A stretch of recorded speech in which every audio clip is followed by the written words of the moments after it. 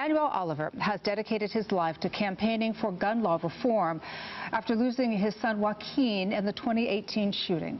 Now, his latest project is a one-man show that is coming to Orlando. It will be here this weekend.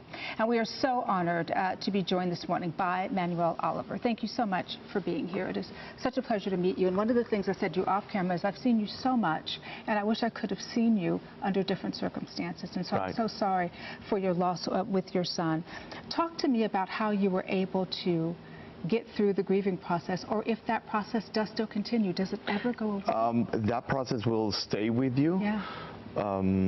Thank God we are a strong couple, Patricia and myself.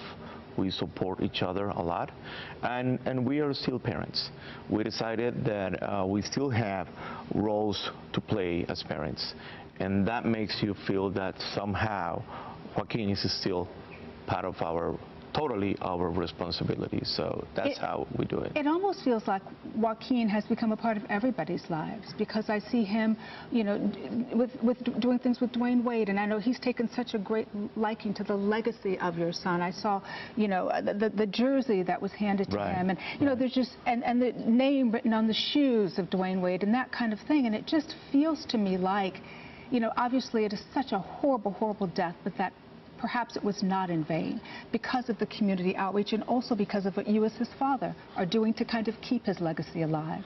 Talk to me a little bit about that. Joaquin is a great kid. Yeah. That's the whole point here. He's a happy kid, and he still has a lot of energy to give us, and his mother and myself, we decided to make sure that that energy can reach as many people as possible. That's why this is happening that way. And so tell me about this project that you've now undertaken. This Sure. We did a lot of art. We have done 38 murals around the nation, and so we understood that art was something that people will connect with. Remember, we need to fight this in a different way, because traditional ways have not been working so well.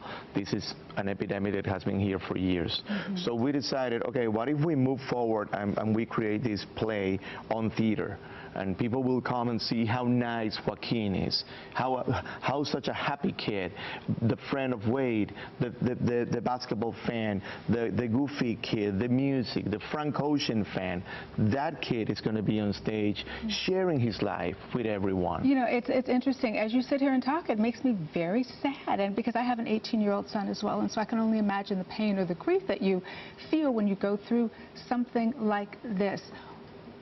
What have some of the darker days been like for you, and is this art project kind of your way of saying, okay, I've got to find a way to deal with that on the inside? Because even for me on the outside looking in, it's hard for me to deal with it, because I relate, because I have a son Joaquin's age. It's hard for everybody. Actually, it might be harder for you because you have a fear that my wife won't have anymore.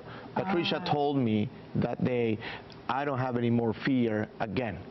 So this is it. So you have a fear, and it's valid.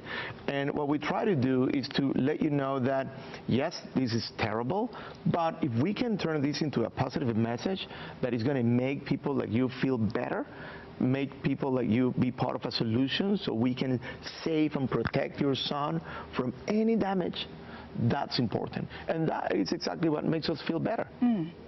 Going on stage is not something that I do to feel better. It is something that we do to make others feel better. Tell people where they can see the play, the dates and times. Sure. We are on tour. This is our second stop. We were in Charlotte 2 nights ago. We're going to be on Sunday at the House of Blues in Orlando.